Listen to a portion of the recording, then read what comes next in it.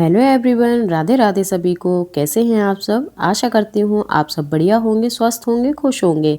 तो मैं स्वाति वर्ष में आप सबका स्वागत करती हूँ। तो आज मैं कंप्लीट करने के लिए बैठ गई हूँ अपनी ट्रे को, जो कि काफ़ी टाइम से रखी हुई है। जैसा कि मैंने कल ही आपको बताया था कि मैं इसमें यूज़ करने वाली हूँ रस्सी का। अगर आप भी इस तरीके का कुछ डीआईवाई करने वाले हैं तो ज़रूरी नहीं है कि आप उसमें रस्सी का यूज़ करें।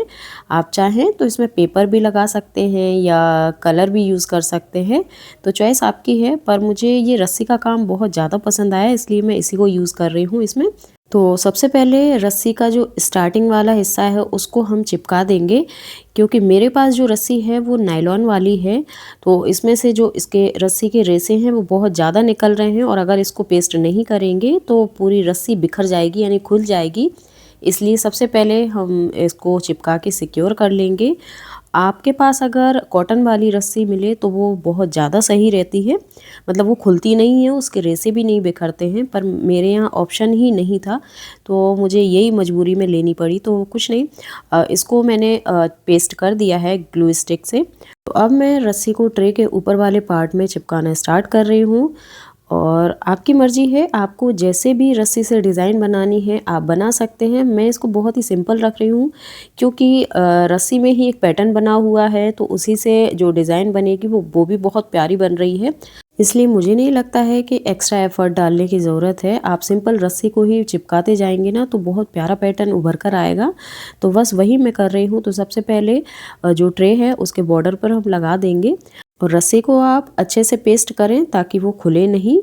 और जैसा कि मैंने आपको बता के रखा है कि मेरे पास नायलॉन वाली रस्सी है, इसलिए मैं इसको कट नहीं कर सकती हूँ, क्योंकि मैं इसको जितना कट करूँगी इसके रेसे उतने ही बिखरेंगे और कंट्रोल में भी नहीं आ रहे हैं। इसलिए मैं क्या कर रही हूँ कि एक एक कॉर्नर मैंने ले लिया है जहाँ से मैं स्टार्ट कर रही हूँ। तो वो कॉर्नर क्या है, पीछे की साइड में छिप जाएगा, तो ऐसी दिक्कत नहीं रहेगी। तो बस मैं एक ही कॉर्नर को पकड़कर और वहीं से इसका टर्निंग पॉइंट बना रही हूँ, ताकि हर जगह एक जैसा दिखे और गंदा ना लगे देखने में। आप देख सकते हैं जब हमने रस्सी को चिपकाना स्टार्ट किया था और जहाँ से स्टार्ट किया था वहीं पर हम आ गए हैं। तो बस हमें इसी बात का ध्यान रखना है। और अगर आपके पास कॉटन वाली रस्सी है तब आपको टेंशन लेने की कोई ज़रूरत नहीं है। तब आप चाहें तो इसको कट भी कर सकते हैं, और जहाँ पे आपको पेस्ट करना है वहाँ से आप स्टार्टिंग कर सकते हैं। अब मैं तो इसमें सिंपल स्ट्रिप वाली डिज़ाइन दे रही हूँ, मतलब सीधे रस्सी चिपका रही हूँ। आप चाहें तो इसमें जिगजैग पैटर्न भी दे सकते हैं या वेब वाली डिज़ाइन भी दे सकते हैं।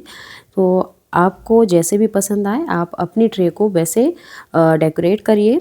ये ट्रे मेरे काफ़ी टाइम से पड़ी हुई है, मतलब दिवाली के आसपास ही मैंने ये ट्रे बनवाई थी, क्योंकि उसी टाइम पर घर में काम लगा था। तब से डिज़ाइन सोचते सोचते मुझे कुछ नहीं समझ आ रहा था कि मैं इनमें क्या करूं, क्योंकि बहुत सारी डिज़ाइन देखी, किसी में लिपन आर्ट बनाई है, किसी में मंडला आर्ट बनाई है, पर मुझे वो बनाने का मन नहीं था। तो बहुत सोचा, उसके बाद मुझे ये रस्सी वाली डिज़ाइन बहुत ज़्यादा पसंद आई, तो मैंने सोचा चलो इसी को ट्राई करके देखते हैं। तो आप देख सकते हैं इतना बॉर्डर मैंने बना लिया है। और आज किस्मत भी ख़राब थी, मेरे पास जो ग्लू स्टिक थी वो ख़त्म हो गई थी और एक्स्ट्रा भी नहीं पड़ी थी। तो कल फिर इसको कंटिन्यू करेंगे। अभी हो गई है शाम, तो बाहर की लाइट ऑन करेंगे, क्योंकि 10 से 15 मिनट बाद ही अंधेरा होना स्टार्ट हो जाएगा। और अब मुझे बनाना है खाना, तो बस बाहर की लाइट ऑन करके मैं जाऊंगी अंदर। तो अभी आप बाहर का नज़ारा देख सकते हैं। और मौसम भी अभी काफ़ी चेंज हो गया है, मतलब दिन भर धूप ही नहीं निकल रही है। मतलब जब सर्दियां जाने को हो गई हैं तब मौसम भी चेंज होने लगा है। तो मौसम का तो क्या है, कुछ भी हो जाता है। पर चलिए अब हम अपने काम को कंटिन्यू करते हैं। तो मैं आ गई हूँ अंदर, और आज मुझे बनाना है पनीर। तो ये मैंने लिया है 1 लीटर दूध, और इसको हम अच्छे से उबाल लेंगे। अच्छे से क्या उबालना है, बस एक उबाल आ जाए और आपको गैस बंद कर देनी है। तो यहाँ पर दूध में उबाल आ गया है और मैं कर रही हूँ गैस को बंद, और 2 से 3 मिनट का हम वेट करेंगे, ताकि जो इसकी हीट है वो थोड़ी सी नॉर्मल हो जाए। तो जब तक हम दूसरी तैयारी कर लेते हैं। तो यहाँ पर मैंने एक गहरा बर्तन लिया है और उसके ऊपर रखी है एक जाली वाली छन्नी, और उसके ऊपर रखा है मैंने एक कॉटन का कपड़ा। तो जब भी आप पनीर बनाएं तो उसमें कॉटन के कपड़े का ही यूज़ करें। और मतलब ध्यान रखें कि कपड़ा रंगीन ना हो, क्योंकि कभी कभी कॉटन के कपड़े से कलर भी निकलने लग जाता है तो आपका पनीर ख़राब हो जाएगा। तो पनीर को निकालने के लिए सेटअप लगा लिया है। अब हम बढ़ते हैं अपने नेक्स्ट प्रोसेस की तरफ। तो दूध हल्का सा नॉर्मल हो गया है तो इसमें मैं डाल रही हूँ विनेगर। और ध्यान रखें विनेगर हमें थोड़ा थोड़ा ही डालना है, एक साथ भर के नहीं डालना है, इस बात का ध्यान रखें। और थोड़ा थोड़ा डालते जाएं और उसको अच्छे से मिलाते जाएं। जैसे जैसे वो मिलता जाएगा दूध को वैसे वैसे वो फाड़ता जाएगा। तो आप देख सकते हैं दूध कंप्लीट फट गया है। मतलब जो आप ट्रांसपेरेंसी देख रहे हैं पानी में, तो दूध अलग हो गया है, मतलब जो छेना बन गया है वो अलग है और पानी अलग हो गया है। तो अब हम इसे छान लेंगे। छेना अच्छे से बना या नहीं बना तो इसकी पहचान यही है कि आप जो पानी देख रहे हैं इसका कलर बिल्कुल लाइट सा ग्रीन हो जाता है। ग्रीन तो क्या बोले, हल्का सा येलोइश रहता है पर एकदम से ट्रांसपेरेंट हो जाता है। तो दूध जो रहता है वो सारा फट चुका होता है, इसी वजह से ये ट्रांसपेरेंट हो जाता है पानी। तो बस यही पहचान है। तो इसको मैंने छन्नी में निकाल लिया है और अब हम इसको स्क्वीज़ कर देंगे। तो ध्यान रखें ये काफ़ी गर्म है, इसलिए आप इसको अच्छे से उठाएं और इसकी एक पोटली बना लें, क्योंकि अब हमें इसमें से पानी हटाना है, जो भी इसमें एक्स्ट्रा पानी है। तो मैं क्या कर रही हूँ, जो चिमटा होता है ना रोटी सेकने वाला, बस उसकी मदद से मैं इसको ट्विस्ट कर दूँगी। तो जो भी एक्स्ट्रा इसमें पानी है वो निकल जाएगा, क्योंकि बहुत ज़्यादा गर्म है और मैं इसको धोती नहीं हूँ। अगर आप ठंडे पानी से धोते हो तो आप फिर ठंडे पानी से धो सकते हैं, और मैं तो इसी तरीके से इसको स्क्वीज़ कर लूँगी ताकि इसमें जो भी एक्स्ट्रा पानी है वो निकल जाए। और अब नेक्स्ट प्रोसेस है इसको किसी वजन से दबा के रखना, तभी हमारा जो पनीर है वो अच्छे से सेट होगा। तो अब हम क्या करेंगे, जो हमने पोटली बनाई थी तो अभी तो आप देख रहे हैं ये इसकी बॉल बन गई है। तो जो कपड़ा है उसको खोल के और अच्छे से टाइटली हम इसमें फोल्ड करेंगे, ताकि जो हमारा पनीर है वो इसके अंदर टाइट पैक हो जाए। तो आप देख रहे हैं जिस तरीके से मैं कर रही हूँ बस वैसे ही करना है, इसको टाइट पैक करते जाएं कपड़े के अंदर। तो जो भी इसमें एक्स्ट्रा पानी है ना वो निकल जाएगा। तो इस पे रखना है हमें वजन। तो इतने ज़्यादा हैवी वेट का मेरे पास कुछ नहीं था, तो मैंने एक भगोने में पानी भर लिया और उसी को इस पर रख दिया। तो काम होना चाहिए जैसे भी हो। तो आप देख सकते हैं इस तरीके से आपको रखना है, क्योंकि पानी का बर्तन है तो वो इधर उधर होगा। तो मैंने इसको दीवार के सहारे से ही टिका दिया है। और अब मैं बना रही हूँ मूँग की दाल, क्योंकि खाने का टाइम हो गया है।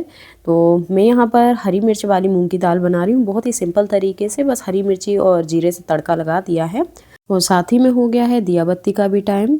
तो दाल भी उबल रही है और मैंने आटा लगा कर भी रख दिया है। और अब मैं कर रही हूँ दिया बत्ती। और दीपक लगाने के बाद मैंने जलाया धूप वाला कप। तो मैं इसे जला के कमरे में धुआं दिखाई रही थी कि इतने में आ गया मेरा बेटा और वो बोलता है मम्मी मैं करूँगा। उसको क्योंकि ऐसे काम करने में बड़ा मज़ा आता है, क्योंकि उसको खेल मिल जाता है। तो बस जाके उस कप को गैस पे जाके जलाने लग गया। बोले मम्मी अभी धुआं कम आ रहा है। तो बस अब आप देखिए किस तरीके से वो मस्ती कर रहा है। मैंने उसको बोला कि बाहर जाके वो जो धूपदानी होती है उसमें रख दे, पर नहीं, वो खेल करने में लग गया। बोला मम्मी मैं दौड़ रहा हूँ ना तो इसका धुआं तेज़ हो रहा है। तो उसको बड़ा मज़ा आ रहा था, तो मुझे लगा शायद वो रखने चला गया है। पर 2 से 3 बार जब वो दौड़ा तब मैंने उसको डांटा, तब जाके फिर वो रखने के लिए गया। और अब आप देख सकते हैं यहाँ पर मेरी दाल बनकर तैयार हो गई है। तो अब मैं इसमें डालूँगी धनिया पत्ती और फिर बनाऊँगी रोटी, क्योंकि सब वेट कर रहे थे खाने का। तो गर्मा गर्म रोटी सेकने के बाद सबसे पहले मैंने लगाया लड्डू गोपाल जी को भोग। तो मैंने बेटे को बोल दिया था तो उसी ने भोग लगाया था। और इसके बाद फिर बेटे ने और मेरे हस्बैंड ने खाना खाया। तो हस्बैंड का तो खाना हो गया था और बेटे का अभी भी चल रहा था, क्योंकि बहुत स्लो खाता है वो।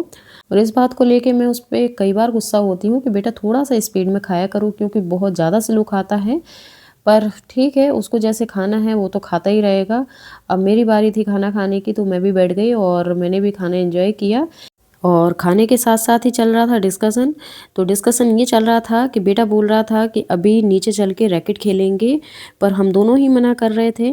फिर नहीं माना तो 10 से 15 मिनट खेलने के लिए उसको बोल दिया, तो खुश हो गया। तो खाना खाने के बाद अब मैं दिखाती हूँ आपको कि पनीर कैसा बना है। तो करीब 1 घंटा हो गया है पनीर को सेट करने के लिए जो हमने रखा था। आप देख सकते हैं इसमें पानी जो था एक्स्ट्रा वो निकल गया है। और अब आप खुद देखिए कि पनीर कितना अच्छा बना है, कितना सॉफ्ट बना है, बिल्कुल मार्केट जैसा बना है। तो मैं तो इसे इसी तरीके से बनाती हूँ। अब मैं आपको बताती हूँ कि इसको स्टोर कैसे करना है। तो इसको आप किसी कांच के बर्तन या स्टील के बर्तन में ही रखें और उसमें डालकर रखें पानी, और पूरा डिप हो जाए, मतलब पानी के अंदर ही रहे पनीर, इतना पानी रखना है। और इसका पानी आप हर दूसरे दिन चेंज करते रहें तो आपका पनीर इस तरीके से 10 से 15 दिन ईजिली चल जाएगा। और सॉरी, मैं आपको बोलना भूल गई कि उस बर्तन को आपको फ्रिज में रखना है। और अब हम लोग आ गए थे नीचे रैकेट खेलने के लिए। तो थोड़ी देर तो हस्बैंड के साथ खेला और थोड़ी देर बेटे के साथ, और इस तरीके से बस 10 से 15 मिनट ही खेला, क्योंकि ज़्यादा देर जब मैं खेलती हूँ तो मेरे हाथ में दर्द होने लग जाता है, क्योंकि अभी आदत नहीं है। तो रैकेट खेलने के बाद फिर मैं आ गई ऊपर, और कपड़े धोए थे तो उन्हीं को फोल्ड करना था। तो बढ़िया सी लगाई पहले मूवी, और मूवी देखते देखते ही फिर मैंने कपड़े फोल्ड किए। जनरली मैं वीकेंड में ही मूवी देखती हूँ, पर आज थोड़ा जल्दी फ्री हो गई थी, इसलिए मैंने सोचा कि चलो कपड़े भी फोल्ड हो जाएंगे और मूवी भी देख लूँगी, क्योंकि बेटे का स्कूल रहता है तो पॉसिबल नहीं होता है लेट नाइट जगना, क्योंकि मॉर्निंग में जल्दी उठना होता है। तो ये था मेरा आज का रूटीन। मिलते हैं कल। राधे राधे।